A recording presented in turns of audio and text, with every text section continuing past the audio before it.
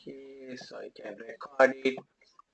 Yeah, so what I did was I sent you another mark, but before I go into the mark, just give me a minute. Okay. Yeah, before I go into that mark, I want to look at few things from your pre-scene because we are just coming to the almost the tail end, just before the exam. I want to look at few things from the pre-scene and to discuss few things with you. Okay. So one thing which I want to look at is the very last page. It's all about the risks the company is facing. Okay.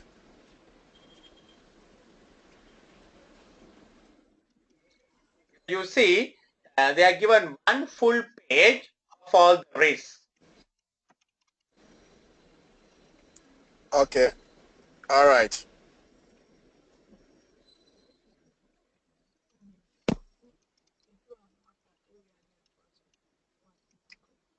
So this is the statement which I want to look at, the risk register.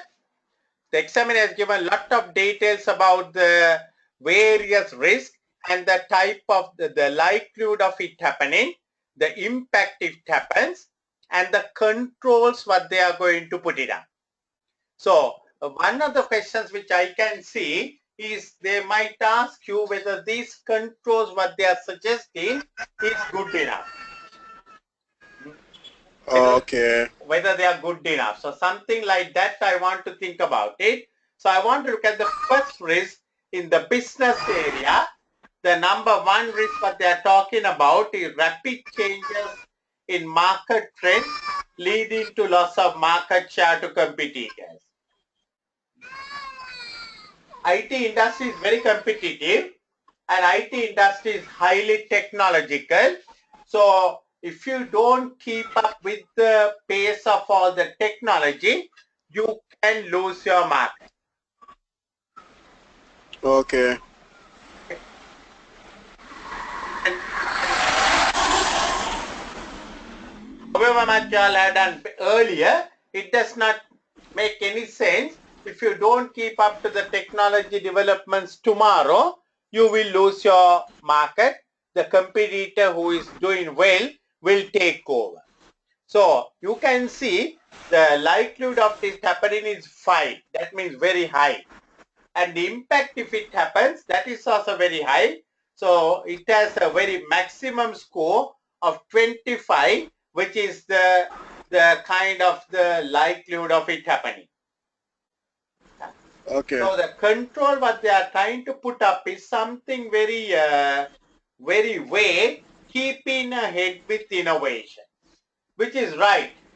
But I think you need to, your director might ask you to spell out how to keep with innovation, how to keep ahead with innovation. You remember we have the biggest competitor we have is a company called BitBunch, almost as our size, doing lot of business. So how to keep ahead with innovation? So one of the ways we can keep up with the innovation is always to do lot of research and development. Okay. Isn't it? Research and development Yes. can keep up with your innovation. So the best way to do the research and development is one thing is to support your own staff research and development projects. One side. Okay. Number two, work very closely with the universities so you can get their research reports and even you can sponsor some of their research programs of the universities because universities are the people who are doing all the new research. So you can sponsor some of these projects, and as a side benefit, you will come to know the universities people very well, and you can recruit the best undergraduates even as they qualify to your company. Okay. So this is how I see the way that we can manage that first risk, rapid changes in market trends leading to loss of market share to competitors. You can do that way. Then the second one, is all about aggressive pricing strategy from competition. So that was a very high likelihood, very high impact, aggressive pricing. So aggressive pricing means, you remember in the competitive advantage, there are two ways you can get the competitive advantage, the Michael quotas. One thing is the cost leadership, the other one is the product differentiation. Yeah? Yes. Cost leadership and product differentiation. So I think here they are talking about pricing strategy. That means we have to be very, very effective on cost leadership. Yes. Cost leadership. And I see a sense of a question here about the relevant costing. You remember they are given many vacancies in their company, right? And they are managing with all those vacancies because they believe they have to keep the cost down. They don't want to recruit those people. That may be the reason, right? It can have a lot of side effects, but you might find some new project coming up where you have to recruit one of those or more of those vacancies. And then the question is the relevant cost of that vacancy. Now, for example, you might find that you get a new project and you have to employ one of those vacant positions. So remember, they have a lot of vacant positions in this company.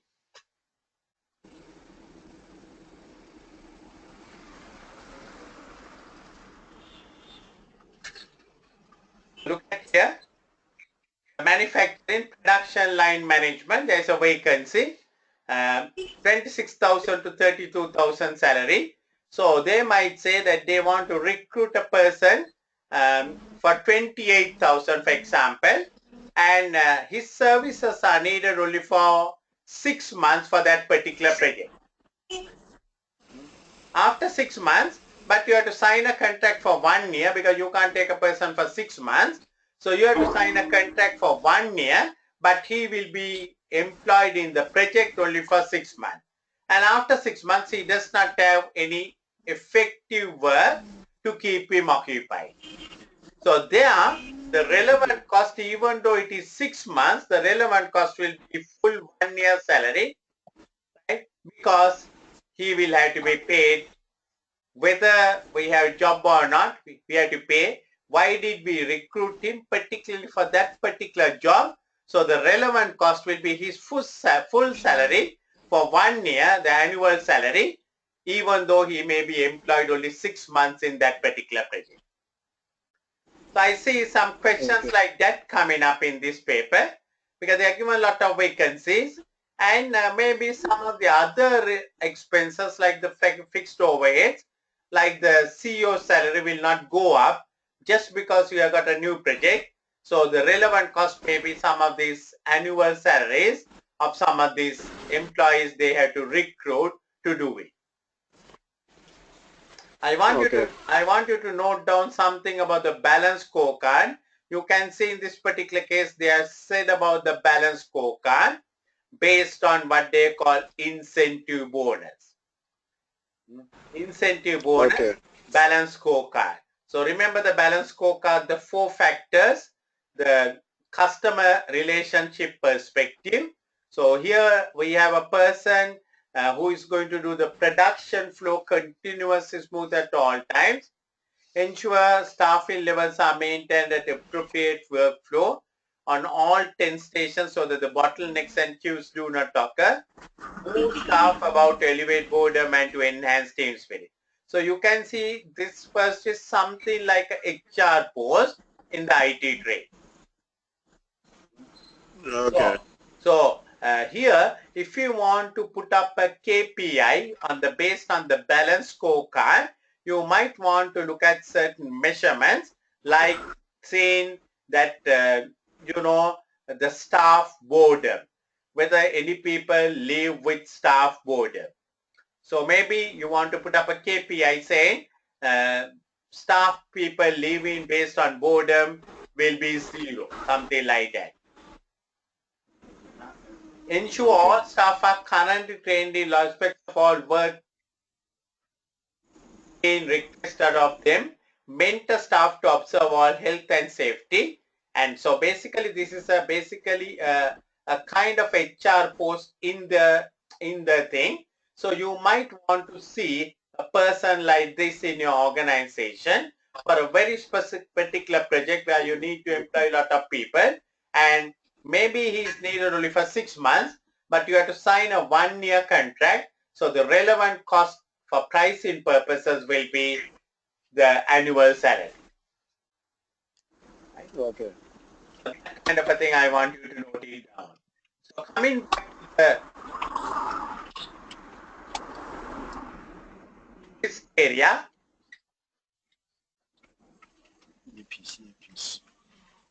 what are they saying? Aggressive pricing strategy from competition. Manage cost carefully in order to match competitors' pricing, which is good. But that itself is not enough. I think we may have to think of new pricing strategies based on relevant costing. True enough, you have to manage your cost. The question that I was thinking is whether they will ask about activity-based costing, whether it is appropriate to introduce activity-based costing here. So what I did was I looked at the financials.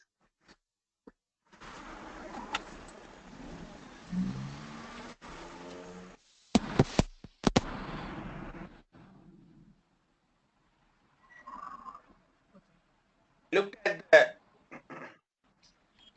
P&L. You can see the revenue is 4324, cost of sales 2,700,000, gross profit 1624, other operating expenses are 128. So you can see the bulk of the expenses are in cost of sales. Okay. Right?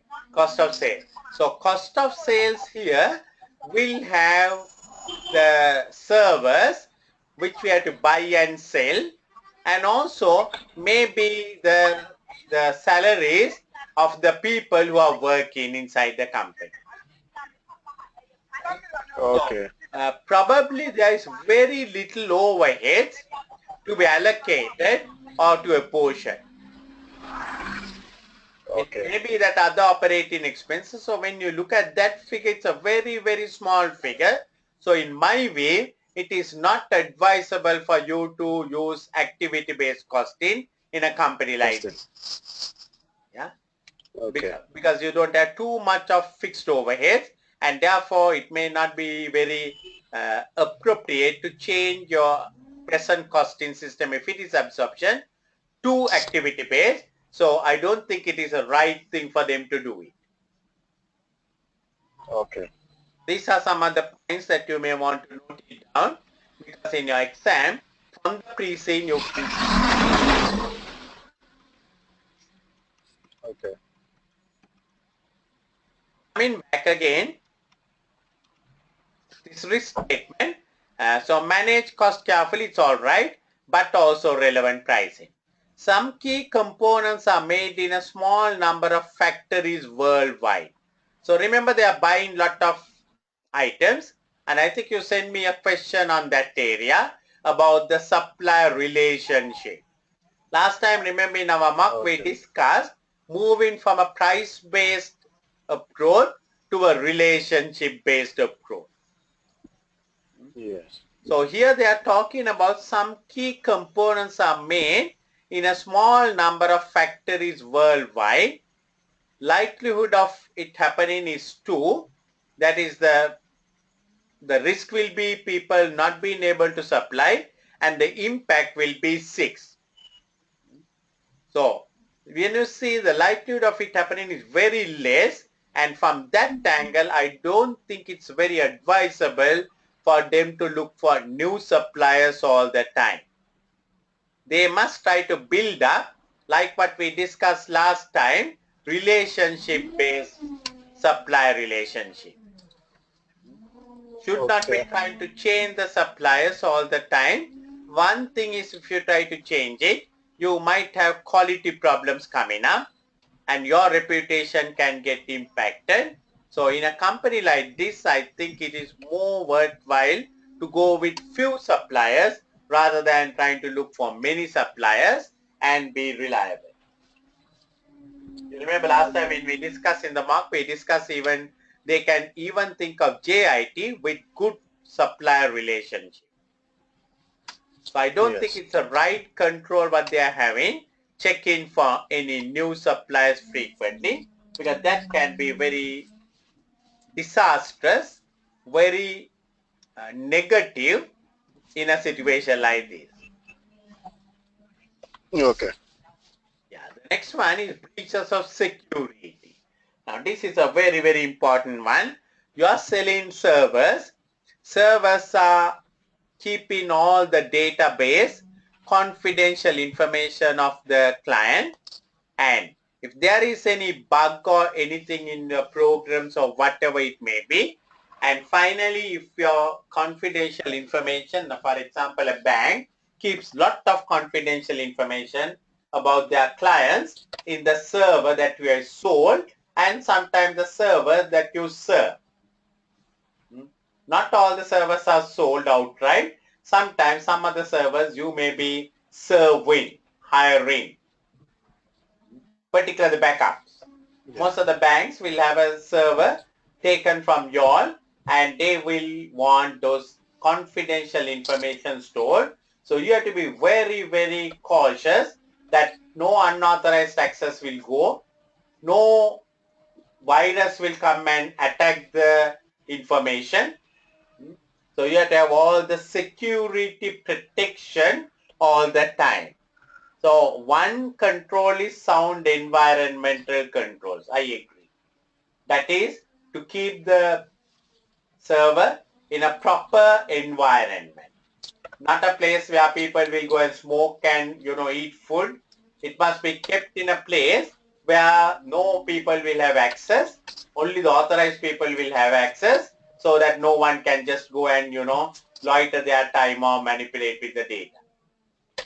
But that's not Okay. good enough. You have to see that your proper firewalls are maintained, proper antivirus guards are done. That is also not good enough. You must ensure that you have good quality staff, people who will not try to do unethical things. Okay. So like SIMA people, they must take people who are bound by code of ethics so that they will never breach the confidentiality in areas like SIMA code of ethics. So that's an area where you can use the model, SIMA code of ethics. Okay. So that's something which I thought should be very interesting. Coming to human resources, key staff may be attracted to competition. Now this is very easy because if you look at the Porter's five forces, these are the industries where people can just join. Few people can set up a consultancy firm and take the people and do it.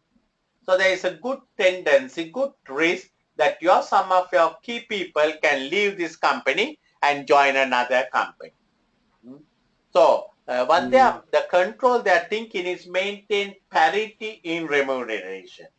Parity means you want to maintain the same kind of remuneration with the competitors. That is what is meant by parity. But I think that is not good enough. You must go beyond that one. You must be the employer who pays higher salaries than the normal people. Because the Okay. way to keep people attracted, retain and motivate is to give good remuneration. The remuneration should be good enough to attract people, to retain people and to motivate. So my thinking Okay. on this one, parity remuneration is not good enough.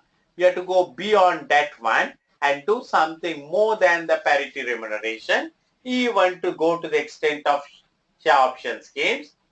Remember, this is a private company, not a listed company. So therefore, the share option schemes may not be as will not be as attractive as a public listed company, but still it will be okay. still it will be okay. Okay. Still it will be a better thing than nothing. So to introduce a share option scheme. I have worked in some companies like this.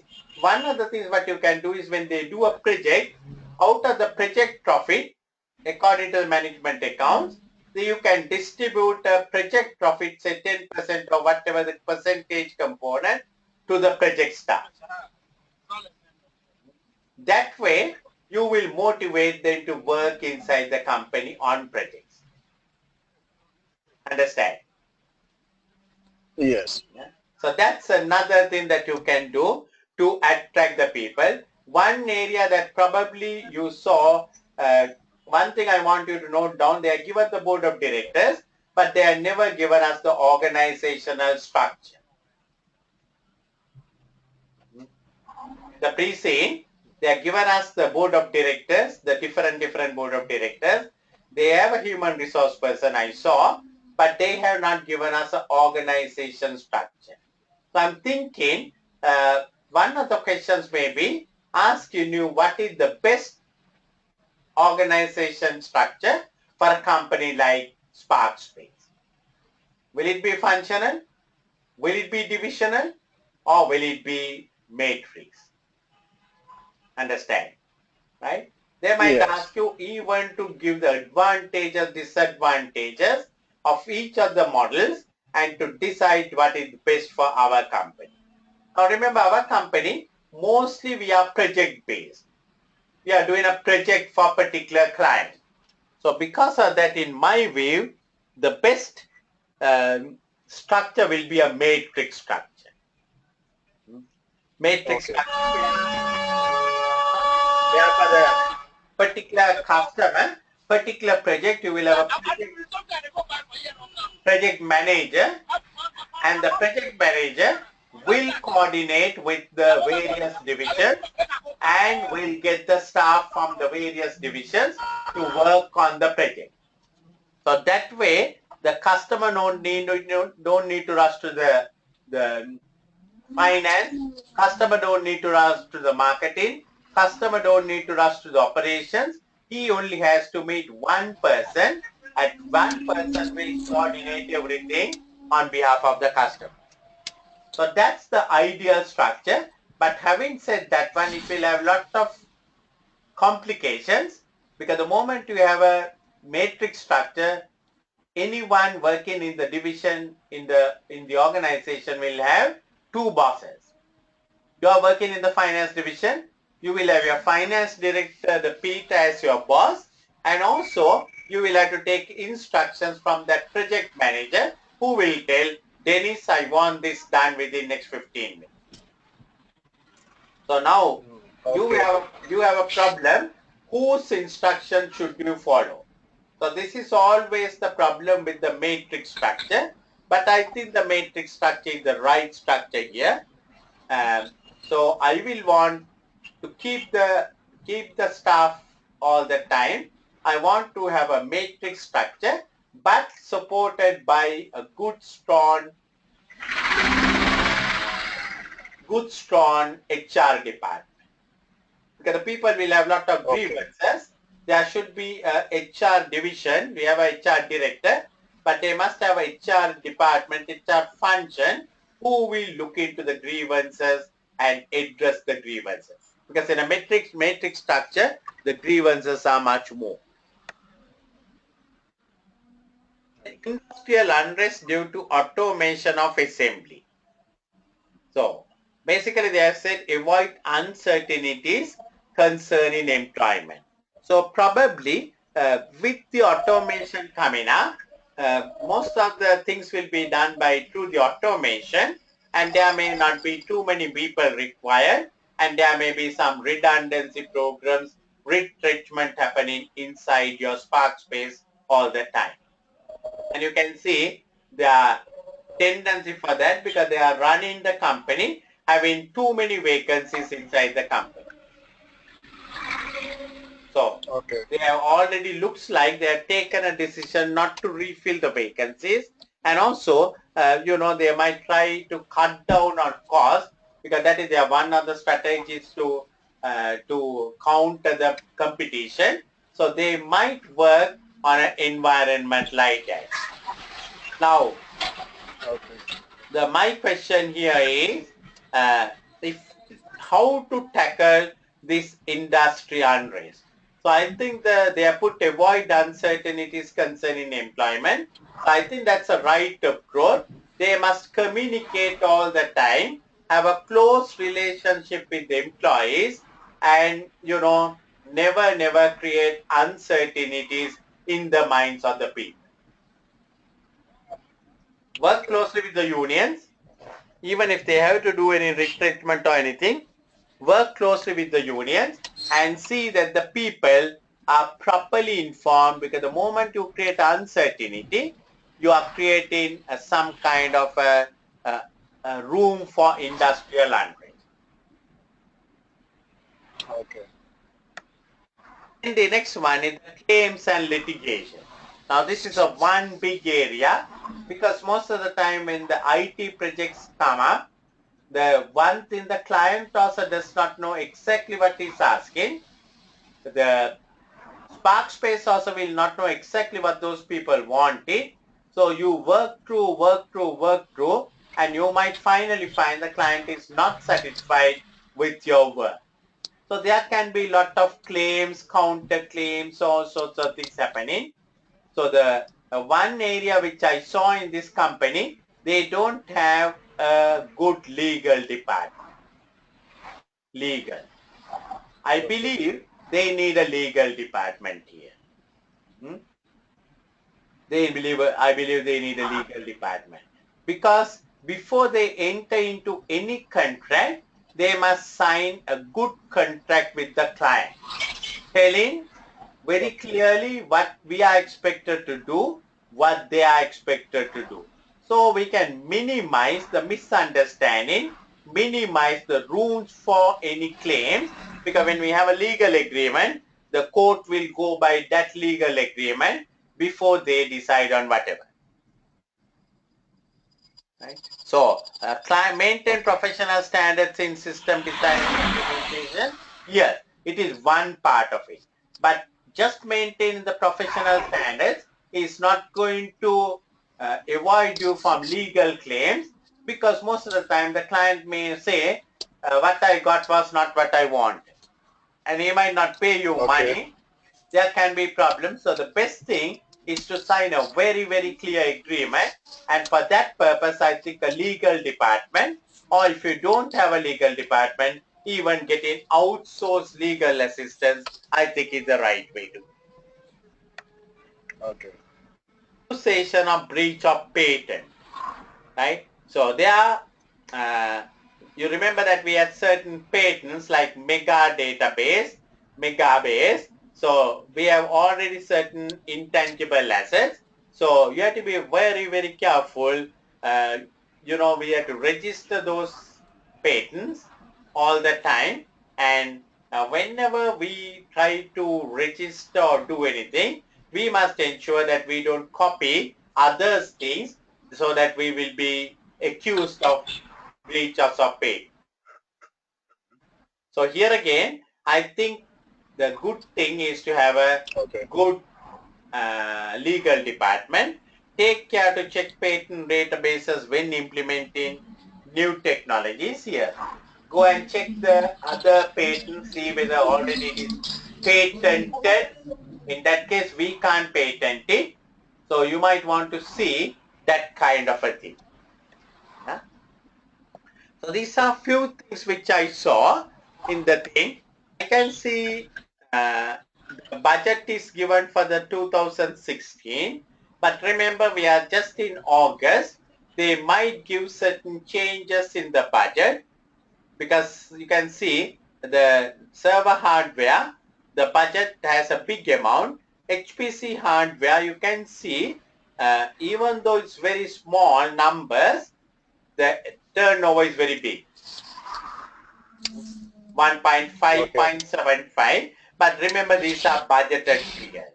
So even though there's a budget, they might tell you that we did not achieve the HPC hardware figures for the last year, and therefore we need to do certain things in the strategy or in the process, because we have not done enough on the HPC hardware. Because we remember, you Yeah. can see out of the about almost equal revenue is coming from server hardware and HPC hardware, and you can see it's a fairly big amount. So you might want to, they might tell you that the budget was not achieved and the HPC hardware area did not work through, something like that. So remember to be careful of that one. Okay. And you can see the number of employees.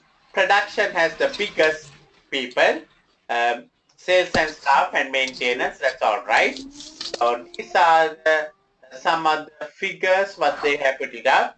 I want to look at the budgeted operating profit of 1112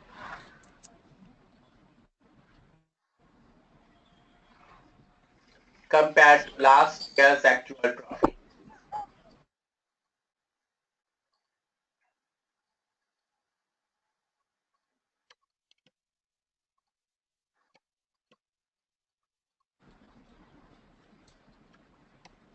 Yeah. So the last year operating profit is 1496. This year the budgeted profit is 1112. So you can see a big drop in the operating profit, because before finance cost, it is 1496 last year, or 30th September 2015. So, but they have budgeted for a very, very low profit, 1496. So this is something which I want you to note down.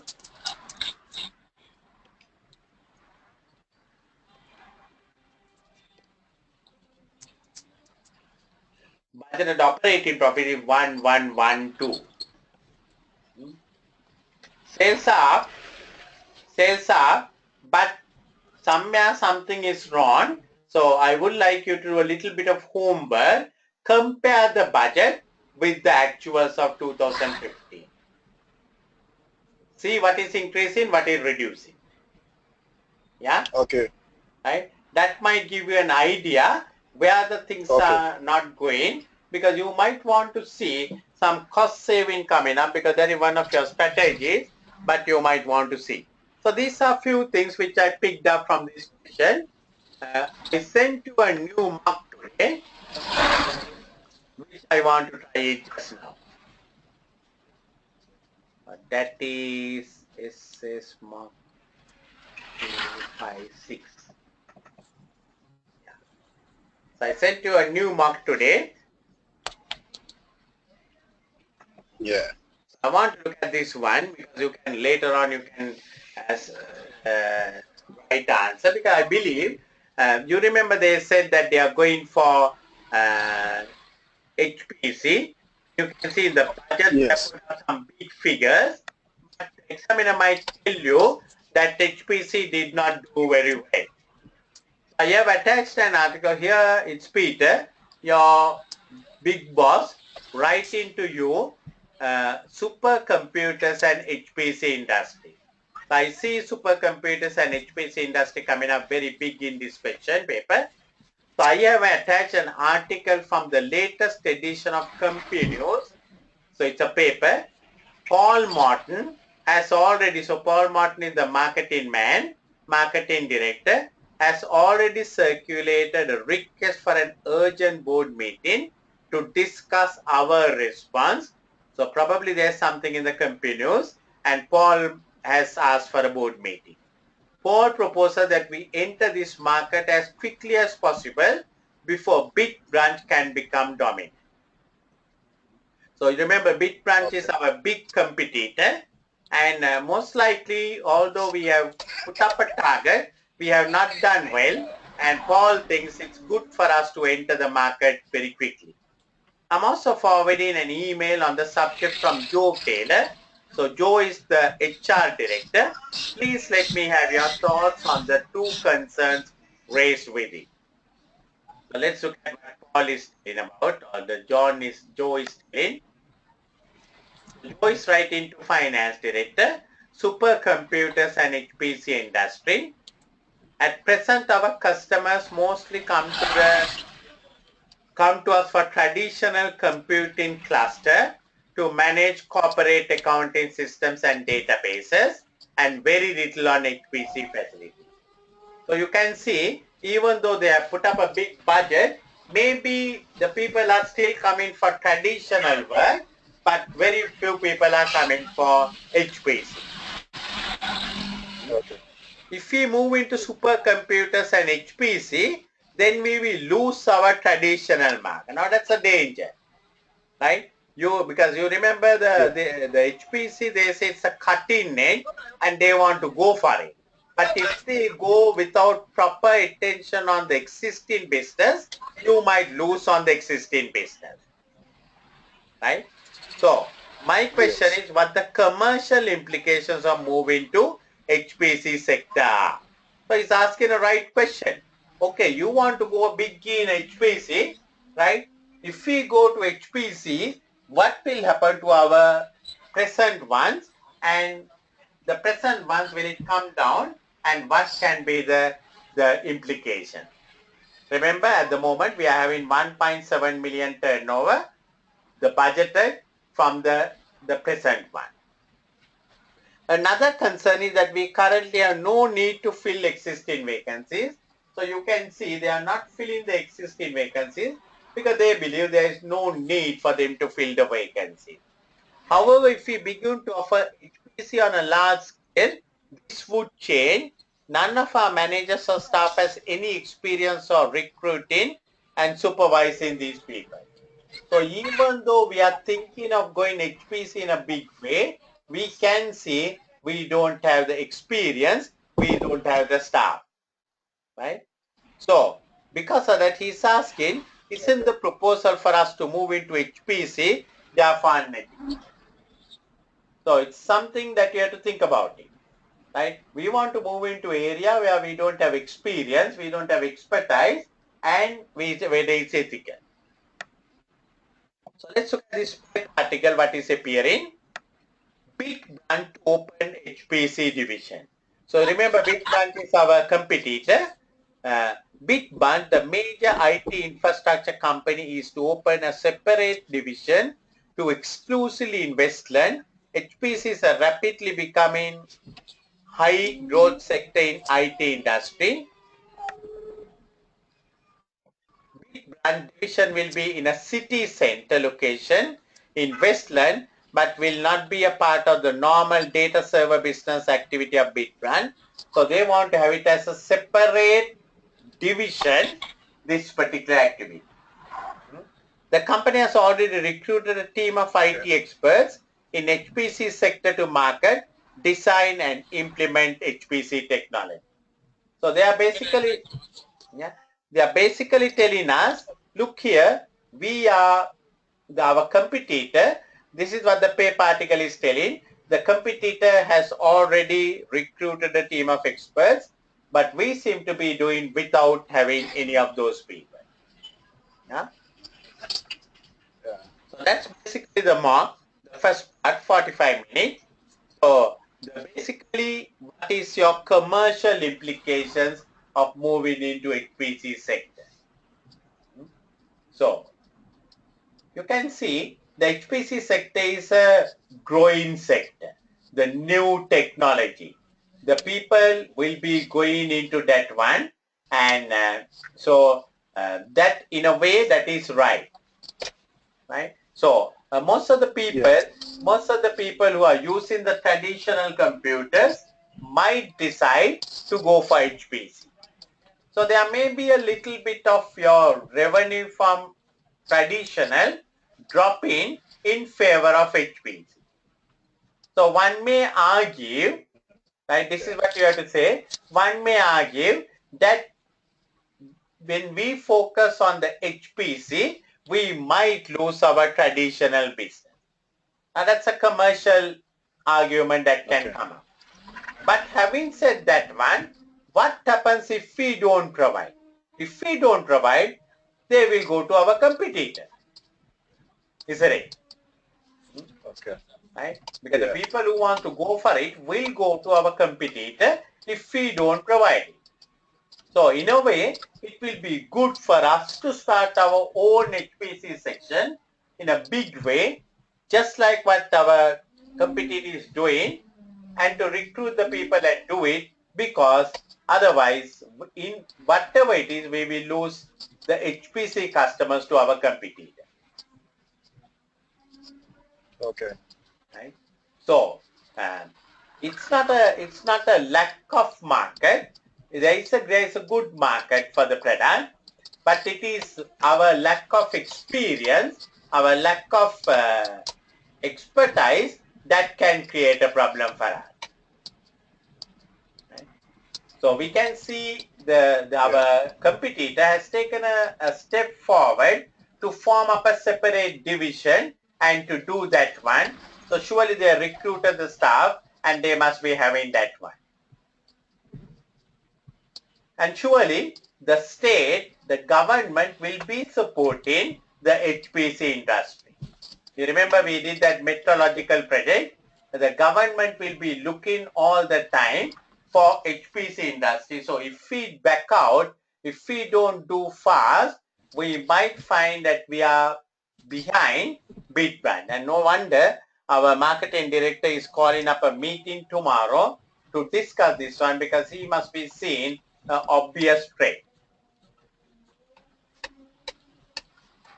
And also, of course, you have to be mindful, not that everyone will go to the HPC market. You have to be mindful, there will be people who want to be with you in the old traditional market of servers and databases. So you can't ignore them. You can't ignore them. But on the other hand, you can't just ignore the new growth sector, and therefore it is very, very relevant that we also try to move into that one very carefully. So in a way, you will say that what Joe is telling is right. There is a commercial implication, right? But if we don't move, whatever it is, our other party will move. Already they have moved it, and therefore we will lose our market share, whereas our budget is almost a big budget for that one. So we can't afford to just keep quiet. We need to be aggressive and do HPC. Now the second part is the ethical issue. What do you think about the ethical issue here? So here what he says is, without having proper staff, going into a kind of HPC is an ethical issue. So we can quote the CIMA Code of Ethics. So according to CIMA Code of Ethics, we must work with integrity, objectivity, professional competence and due care, confidentiality, and professional behavior. Right? Confidentiality and professional behavior. So right at the moment, the lack of expertise, lack of not having people with HPC experience is not unethical, right? By not having the people as it is will not make us unethical for us to start it.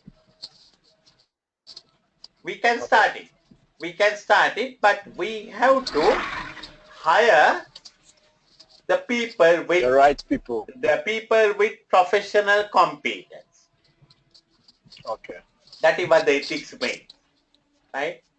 Rather than saying right people, say to recruit people with professional competence. Professional competence. Professional, because that is what the CIMA Code of Ethics says. Okay. So it's not only the IT staff, even the supporting staff should be all with professional competence. Okay. Then also we must maintain the right standards, right ethics from the very beginning. Okay. And we should be looking at the whatever the regulators controls, whatever. And we must say, it will become unethical if we claim that we have experts and if we don't have experts. That is, we are not acting with integrity. And that will be misleading, that will be unethical. So that is where the unethics can come up. That is if we falsely claim that we have a track record of offering HPC services with the expertise staff. When we don't have staff, it will be misleading and unethical. To start off something where we don't have experience and thing is not unethical so long as you equip them with professional staff and whatever the professional equipment or whatever that is necessary. So, in a way, it will be unethical to offer the services without putting the people on the right places. Okay. So, whatever the vacancies that we are not filled, if it is required for HPC operation, it must be filled. And just like what BitBranch has done, it is good to keep it as a separate division without mixing with our existing business so that we can, focus on our existing business. We may have to recruit some people with professional competence and give them the responsibility to handle that one. Right? So we should not offer any services that what we cannot do competently. That's the professional competence.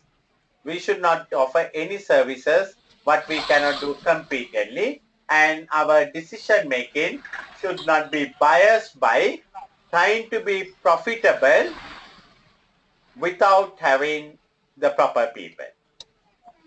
That is what we call objectivity. We must not try to be biased, trying to make profit by not having right people and to do it. Right? So failure to take a decision on that kind of a thing is what we call breach of objectivity. So that will be my answer for a question like this. So as I told you, in the management accountant, as a management accountant, you are not supposed to make a lot of recommendations. Right? So they are asking us, they are basically asking us your views. You can just give your views. You don't need to say whether we should open up a HPC section or not, anything like that. But you just tell your facts and figures and just put it out. Okay. So that's the way that you should be looking at, because you can bet up and say supercomputers and HPC is the cutting edge of the industry, and therefore it's a good thing for us to move into that one in accordance with Ansoff Matrix. It's a new product which can take it to our existing market, and also it can take to the new markets. Because most of our customers will be changing to this high product HPC. So it will be existing customers, new product in a way, which is a good thing according to the Ansoff Matrix for you to grow, right? So that way when you look at, you can see this is the right approach to go to. But having said that one, we must see the resource availability also, right? Whether we need to, it's good to locate that from an outside building rather than trying to mix up with your main area. That is what the BitBranch has done. But one thing I want to make it clear, and I want you to write that one, that we should not be trying to fight with BitBranch and to do things hasty. Okay. True enough, we are late, but do it in the right way. Just because BitBranch has come, we don't need to hastily do it. We need to do proper evaluations, see whether we have enough people, see whether we have enough resources. All those things are to be done. Do a suitability, acceptability, feasibility model, and then decide whether it is the right way to go ahead. Okay. So that's my answer for that one. I just want to quickly move into your pre-scene again. I want to look at this budget very carefully because you can see the turnover is increasing and you can see there's a fair amount of money coming from maintenance contracts. So that means they are doing some maintenance services.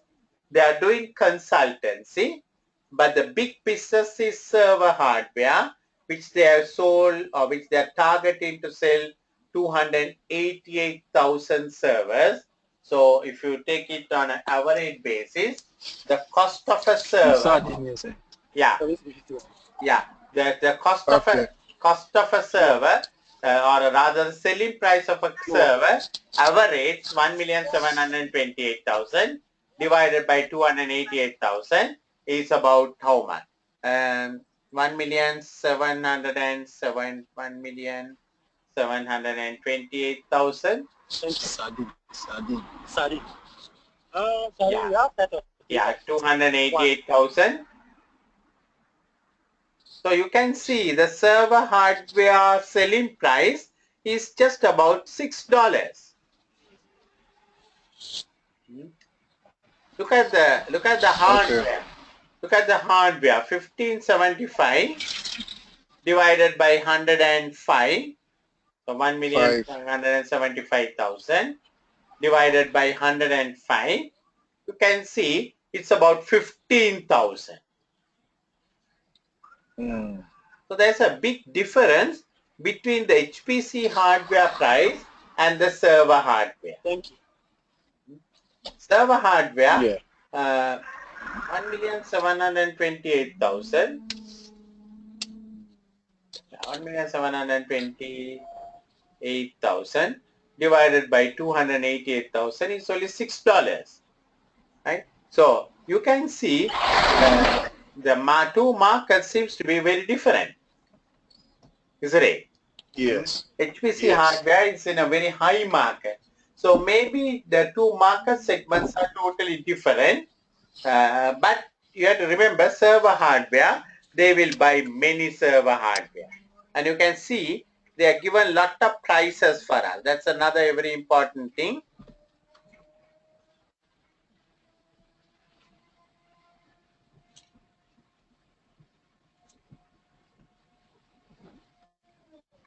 I want to look at these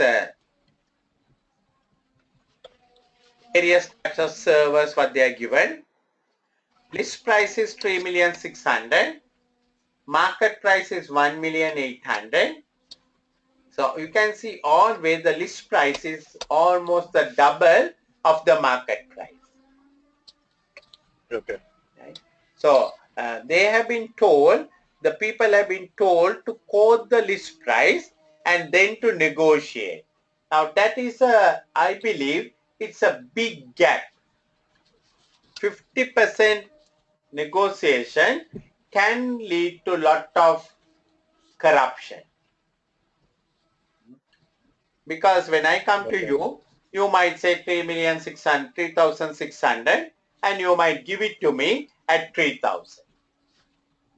Another person comes, you might give it to him at 2,200. So one thing, it can create a big reputational problem for your company. So Okay. we were doing a batch group of students for the strategic case study, but my partner went and made a big mistake. She got one batch for a particular price, and the next batch she got it at a lower price. The second batch people came to know that we are doing for the first batch, or rather the first batch people came to know that we are doing for the second batch at a lower rate. And they got very disappointed. Same thing. So you can see the single docket price 3,600 is the list price, market price is 1,800.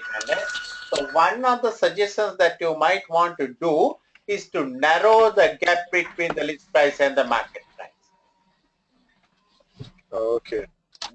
I can see that question coming up here because by putting up these big prices, you are basically giving room for corruption and discrimination. Too much of price discrimination. Okay. Because they might give it to one person at 55,000, other one at 27,907. And when the 55,000 man comes to know that he has got it at 55, he will be really disappointed. Yeah, yeah.